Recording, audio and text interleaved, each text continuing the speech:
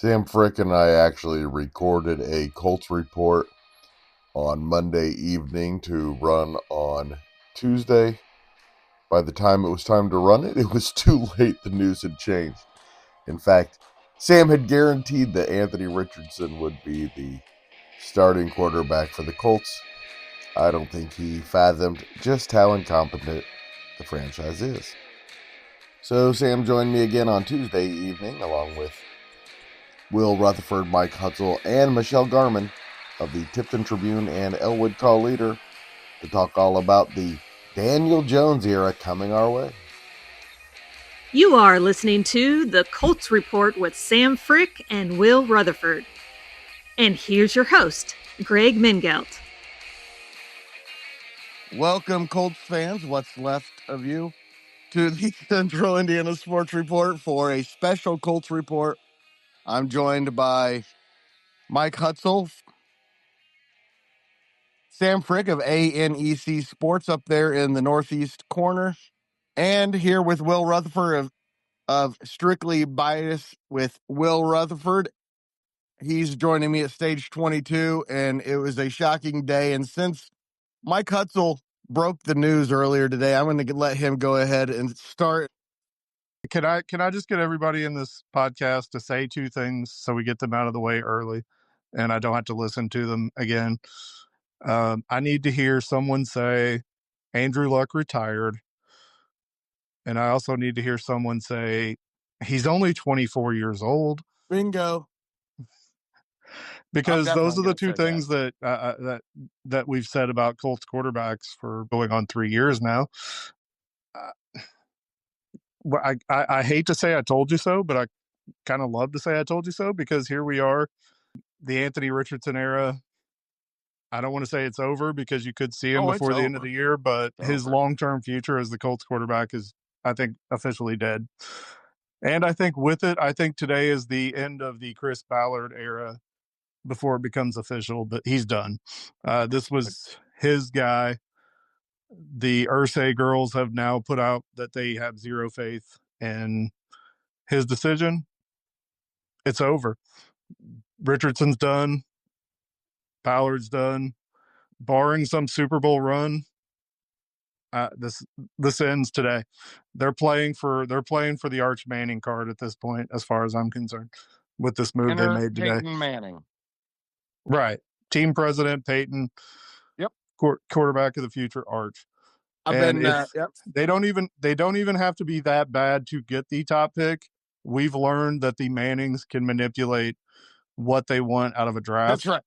Well, when we talked on the Colts report, and I thought, okay, at least for the start of the season, they're going to give Anthony Richardson one last shot to see if he has a one last shiny miracle for the Colts. Never did I thought I would wake up to today and think, oh yeah, Daniel Jones will be the starting quarterback in Week 1 for the Indianapolis Colts. I thought maybe it might happen midseason. Never did in my imagination I thought it would happen this soon. And here we are on August 19th, 2025. Daniel Jones, the starting quarterback for the Indianapolis Colts. And how many times has this organization went through starting quarterback after starting quarterback since Andrew Luck famously retired prematurely in the summer of 2019? Jacoby Brissett, Phillip Rivers, Carson Wentz, Matt Ryan, Gardner Minshew, Anthony Richardson, and now Daniel freaking Jones. We've had a different starting quarterback every single year since Andrew Luck retired. What does that sound like to you, Greg? It sounds like the Cleveland Browns right now. And this is not a good sign right now for the Indianapolis Colts. And a part of me wonders, what is the direction of the Colts? How are they going to handle this season? And what is going to be the plan moving forward? Because I agree with Michael all the way. Chris Ballard's days of the Indianapolis Colts are indeed cooked. Will, when we talked on your podcast today, I was under the assumption it would be Anthony Richardson when we were making our predictions. I subscribe to the theory that it was going to be him unless Daniel Jones came out in the wild or Richardson just simply performed that poorly in training camp. And that didn't really happen. I don't really think that either one of them won the job one way or another, took it from each other. And maybe that is to say that Richardson lost the job, but I subscribe to the theory that I don't want to see my champ get beat on the scorecards. I want to see him get beat in actuality, whether it be a knockout submission. He got beat by a bum. And I just feel like the judges rigged this one. And it just goes to show the lack of thoughtfulness, future planning, and direction from the Ballard/Steichen regime to this point. Sitting up there listening to Steichen talk today, you just wanted to go up and punch him in the face. Yeah. And Hutsell, I was not a fan of the draft pick of Anthony Richardson, but even as someone who wasn't a fan of the draft pick, the way they handled it was so bad, it's hard to believe. And by the way, Mike, he's only 24 years old. I thought he was at least 27, 28. So and that's the other thing is Daniel Jones is only 28. He's never really been in a good situation. He had one good year. He made the playoffs as a starter. But we've seen flashes with Anthony Richardson that he has elite abilities. No one's ever seen that with Daniel Jones. Something made him the 7th pick in the draft. Somebody saw something. Now, granted, it was Dave Gettleman, and we're not quite sure if he was even all the way, had his facilities at the time he was making picks for the Giants. But they weren't the only ones interested in him. Going back to what Will said, I agree. I thought Anthony Richardson was going to be the guy, but if you go back and look through this summer, I kind of felt like the Colts were just kind of laying the groundwork maybe a little bit and just throwing some Easter eggs out there because their social media really played up Daniel Jones in training camp. There was a lot of Daniel Jones videos that started circulating when he was in camp, and you just really didn't get the nearly as many about Anthony Richardson. Now, the cynic in me, I'm thinking, well, they're just trying to make this guy look good because they want to try to get a 5th or 6th round pick for him after the training camp battle, and they're trying to showcase him and make him look good. But it turns out, they were putting out there that this guy's actually pretty good. He's going to be our starter. I assume they did it, Mike, because Anthony Richardson's hurt all the time. Well, that's a possibility as well. That possibility is not zero. That's for 100% certain, because I Googled Anthony Richardson because I wanted to double check his draft year, and the picture that popped up was literally him in an arm sling. That's the Google image of Anthony. We are now joined by Tipton Tribune and Elwood call leader sports editor Michelle Garmon, who wants to give her thoughts on the Daniel Jones era of the Colts underway. I saw a couple things from players that talked about Daniel Jones's commitment, game preparation, and knowing the situations, every situation on the field, coverages and stuff. I really think Anthony Richardson, great athlete, probably does have some elite things. I just don't think he gets that the cerebral part of football and off the field, film study, learning, even in the off season. It's not just about working out your arm. I just don't think he's ready. I don't think he has. I completely understand, Michelle, that there's a good chance that the Colts record is going to be better at the end of the year with Daniel Jones than Anthony Richardson. That's not the point. The point is, Anthony Richardson, if he's your franchise quarterback, you drafted him 4th. I want to mention the guys they didn't draft because they drafted Anthony Richardson. And you've got to give him time to develop. You have to, or you're idiots. And so my only conclusion is this franchise is full of idiots.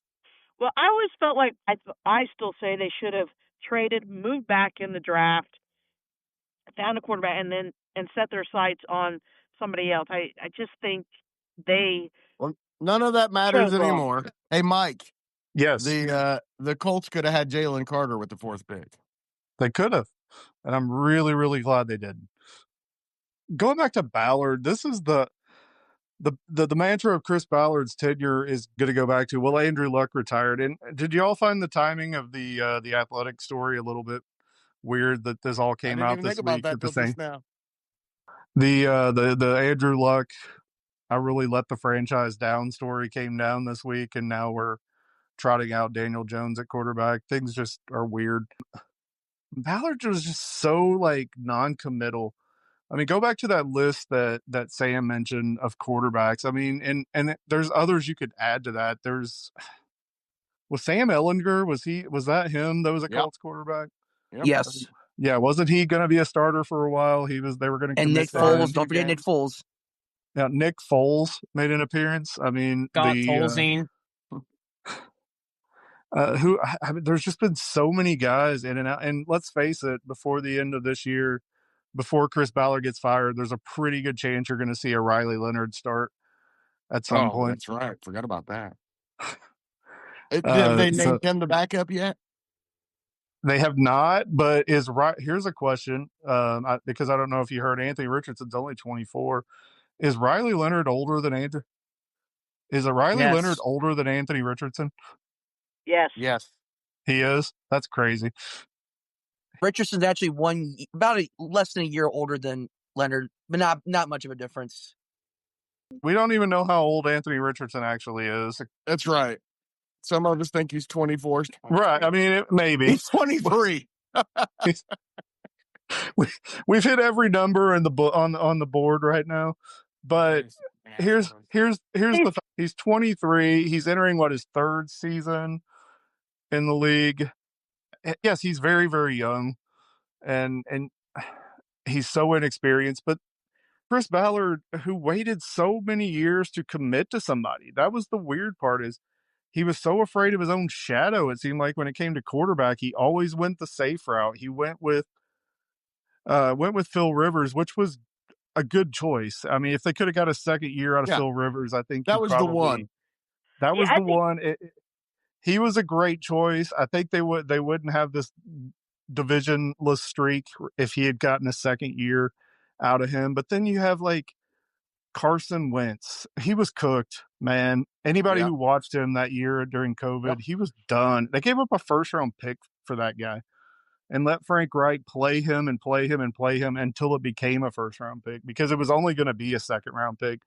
Matt Ryan, I don't even know, did they get the fork that was stuck in his back when they made that signing, or did he have to buy that separately? Because that guy was just completely washed when they signed him. And anybody who watched Matt Ryan would have said, yeah, he's pretty much done. Did we mention Jacoby Brissett, who ended up having a better career than any of these guys? Then. And you guys are going to have to refresh my memory, because I remember this name being tossed around, but I don't know if it was ever actually seriously a consideration, or if the price tag may have just been a little too high. Was there not a point in time where Matthew Stafford was heavily rumored to be on the Colts' radar? That is correct. Price too high. Price too high? I remember hearing something about that, and that's what it was. The price was too high. I mean, missed the most on in this conversation, one way or another, is Anthony Richardson is going to go to another franchise and be good. Like, we all know somebody will take a chance on him. They'll trade him for pennies on the dollar if he's not happy in Indianapolis, which I really don't know why he would be at this point. Why he wouldn't want out. They've completely mismanaged the entire situation. Yes, some of this is his fault, but he's been jerked around. Two things can be true at once. Yeah. Richardson can have not performed up to the level of a number one draft pick, and Shane Steichen may actually be the biggest asshole on the entire planet. Shane Steichen was tied to this guy's leg. When Steichen took this job, Anthony Richardson was supposed to be the next Jalen Hurts. We're going to draft him, we're going to develop him, and we're going to make sure that he turns out to be able to use the athletic ability that he was God-given. And now Steichen's in the interview today just throwing him under the bus. Steichen was tied to Richardson. He was a Jalen Hurts. And I cannot wait for Steichen to go down with the ship, because he has just proven, one, how inept of a head football coach he is. How good at X's and O's. He might be a great offensive coordinator. He's a really good OC. Yeah, I will say he is horrible at this stuff. He's just completely botched the situation. I called it coaching malpractice last year, the way he handled the benching of Anthony Richardson. Not that he benched him, the way he handled it. It's just so bad. The way he's handled Richardson is bad. I'm one that's going to say, I've said all along, I don't think Anthony Richardson is an elite quarterback or will be an elite NFL quarterback. I'd like to find out if you're going to Michelle, draft him he's with only the 4th 14 pick. years old. I mean, I just don't know how you can sit here and say and give all of these reasons on why we're going to nitpick Richardson, and we've not really ever given him the runway to actually just grow and develop within this offense, within this organization. I mean, I'm not going to sit here and act like the availability is not the best ability. I'm not going to sit here and harp on that, but we just benched Richardson, who has played a total of a season's games for a guy that got benched for Tommy DeVito and Drew Lock last year, and is 3-13 in his last 16 games. And we're supposed to sit here this evening and act like that's a competent decision for a franchise. It's just I'm not saying it is, bullshit. Will, but here's the thing. C.J. Stroud didn't have a whole lot. I think the one thing that we're forgetting here is like this decision was not made overnight. It's not like the Colts woke up today and say, yeah, Daniel Jones is our starting quarterback. This has been thought of for a long time now. And now it's gotten to the point, and now people are acting like it's such a, like it's just happened all of a sudden. It's been kind of growing for a while now, but it just seems like to me, what my biggest question to me out of all of this is, why did it get dragged to this point? Is probably the one thing that really concerns me. So I can see it from both ways. Do I think Anthony Richardson's the lead quarterback? Probably not. I think the way he reads defenses leaves a lot to be desired. But at the same time, the way they've managed his snaps, the way they managed the whole situation with him, Jones, other quarterbacks they've had before him, also leads to the fact there is a sense of mismanagement, not only from the front office, but also from the coaching staff. And at the end of the day, that is why we're having this conversation here tonight, from in terms of the uncertain future of the Indianapolis Colts, from the quarterback position alone. And lest I forget, we still have Jonathan Taylor, the running back position. So if we can ever get the quarterback thing situated, it's not like we don't have talent on the team, but it begs the question here, what's going to happen with this team locker room morale now that this has happened here? Because these guys have trusted Richardson all this time now, and now you're going to Daniel Jones. The chemistry is going to look completely different now compared to what it was last year. And that's where I think there's a sense of, I guess, frustration amongst Colts fans, and even on some level, quietly the players might be feeling a little bit of frustration as well. All right, Sam, here's a question I've been asking myself all day, and I want everyone to answer this, but we're going to start with you. How much has this affected how much you're looking forward to this Colts season? You know, Greg, I think it's hard for me to say because the season hasn't even started yet. We're still a couple weeks away from the start of the season. So, sure, maybe the Colts season still, maybe they're right around 500. Maybe they're chasing for that AFC South division. I think the season as a whole, I think it is what it is. I think we expected to have its highs and lows a little bit. But I think the real question really goes beyond this season. You know, at some point, where does the direction the Colts franchise goes from here? Do they commit to Daniel Jones beyond this year, which I would be shocked if they are? And then the other question now is, where do they go from here with Anthony Richardson? How do they go about the long term of the Colts? Because right now, a lot of their decisions with the quarterback position seems very short term and very much a win now situation as opposed to the long term future. And that's something we as Colts fans have not been familiar with since before the Peyton Manning days. My excitement for the season is gone. Me too. The fans are absolutely. This just goes beyond having no pulse on your fan base. The fan base does not want Daniel Jones to be the starting quarterback. You're going to see a lot of empty seats. People have Riley Leonard. Are not going to be excited. People aren't excited. I've never seen a fan base as unanimously against a direction that an organization has gone on Twitter in a long time. I don't know. I feel that this is just a completely lost season, and you might as well just kiss the next 4 or 5 years goodbye because they're not going to figure it out either. It's just complete mismanagement, and I hope that season tickets drop. I hope that they feel the burden of frustrating fans and not just expecting them to show up when you put out a mediocre product. I agree. I think it has been a mediocre product, and I think there is a sense of frustration for sure. I feel that sense of frustration. We have been watching Colts games each of the last few years feeling like we're just there. We're just there. We keep beating ourselves in the foot all the time. We're just wasting opportunity, wasting talent year after year after year after year. There is frustration. I feel that frustration. The excitement about the Colts has definitely diminished. Mike and Michelle have no idea how we feel. Their teams are going to play in the NFC Championship game this year. Look, I'm upset because I wanted to see a 14-year-old kid play quarterback, and we're not going to get that now because Anthony Richardson is only 14 years old. I'm sorry, I'm an NFC East fan, so I've seen a lot of Daniel Jones, and the gif of him tripping over the 30-yard line will live in my head forever. As we've talked about with the Pacers several times, though, being just good enough is no fun. So maybe this decision today puts the Colts in position to actually add the actual quarterback of their future in next year's draft. I mean, it's a distinct possibility. There's 5 of this them. might be their way of getting to where they actually need to be. You have to suck. There are 5 to 6 franchise quarterbacks in this draft, No. supposedly. So we'll see. If Uncle Peyton's the team president and that can finagle the move to get to where they need to be to draft him, do you really think Arch is going to go back to Texas for one more year? I mean, so if you're Arch Manning, you may want that extra year yourself in college. Maybe. I think I would. If Arch I was, definitely has leverage. But here's the thing. I'm excited for the Colts because you know what? You guys are all talking about finally, this means what they've done this year, it means they're going to clean house. The Irsay daughters want Ballard gone. They don't. Harley Irsay does not like him. From what I've been reading and different, picking up from different people. So he's gone. And I'm telling you guys, Peyton Manning has been the plan since before Jim Irsay died. They didn't get rid of Ballard because they knew next year is when he was going to be available, I believe. So the more I talk, the more it seems to be coming true. Peyton Manning, team president. Thanks, guys, so much for joining me, and it's been a lot of fun. Let's do it again real soon. Yes, sir.